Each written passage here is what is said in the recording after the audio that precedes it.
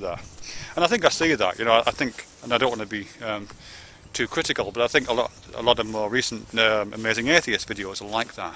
They do feel a little bit needy, you know what I mean?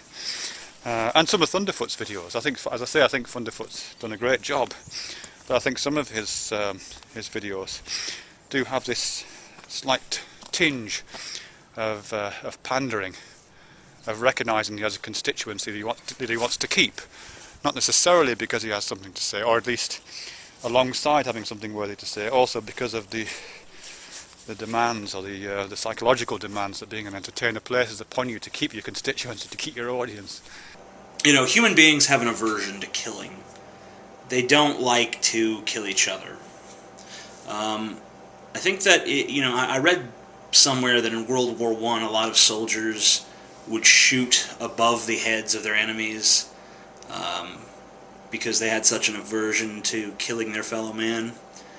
And one of the ways that people get around this in times of war is that the enemy is made into this bloodthirsty monster that just, no enemy is killing for his country. No enemy is fighting bravely to, protect his homeland. The enemy is always a bloodthirsty killer who just wants nothing more than to spill the blood of you and your friends. He has no other motive for doing it. He just wants to see you bleed and die. In other words, he's not really human, he's a monster. A lot of African tribes, they give themselves names like, that connote that they are human, and that all members of other tribes are not human, or not quite as human. It's the same thing Hitler did to the Jews. He said, they're not human beings, they're rats, or they're, whatever. And this is dehumanization. It's also called pseudospeciation, which I think is like the coolest word ever. So I'm going to call it that. This pseudospeciation, wherein people turn their fellow man into inhuman creatures so that they are capable of killing them.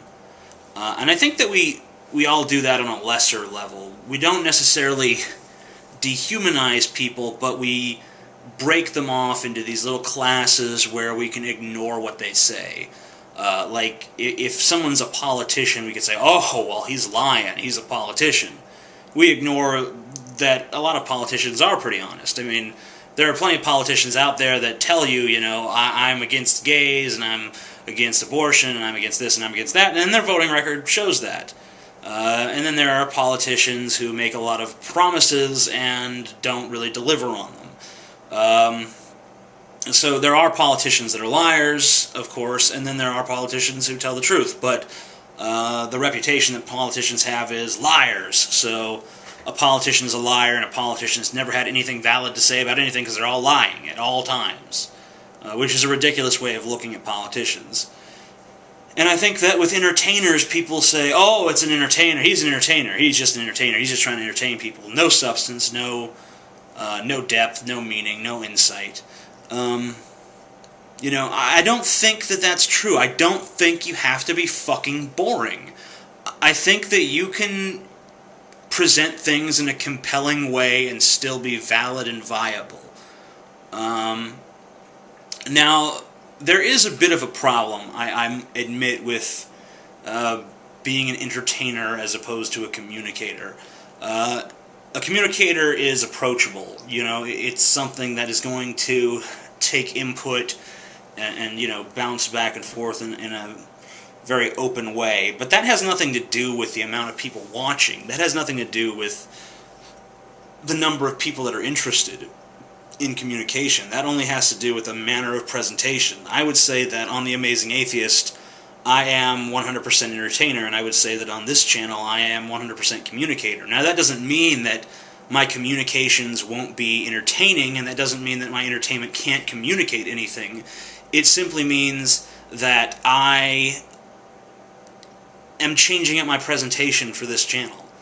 I'm doing things in a different way. I'm responding to people. I am sharing aspects of myself with you that I wouldn't share on the Amazing Atheist channel simply because I don't know what the level of interest is. In other words, I guess the difference is that on the Amazing Atheist channel, if I don't entertain, then I feel like I failed. On this channel, if I don't entertain, then that doesn't matter to me. I mean, that doesn't mean I don't want this channel to be entertaining, because I do, but it's not my primary concern. It's not even in my top 10 concerns. Whereas on the Amazing Atheist channel, it's pretty much my secondary concern. It's right there at number 2. Number 1 is making sure that I do have some relevance, because I don't want to be... I mean, no matter how many style things I rip off from Ray William Johnson or SXE Phil or whoever, one thing I don't want to rip off from them is the complete lack of substance. I don't want to be that. So I try to talk about things that are genuinely interesting to me and that I genuinely find relevant in some way or another, either because they are just fascinating or because I think they speak to some sort of larger truth about humanity or society or whatever. But whereas on this channel, my primary concern is just being honest and truthful and trying to get as much of myself out there as possible and trying to communicate with people in a meaningful way. And Conference Reports video is kind of, I think, a way of trying to marginalize me and say, no, you're branded with the scarlet letter of entertainer, and I'm not willing to accept that label.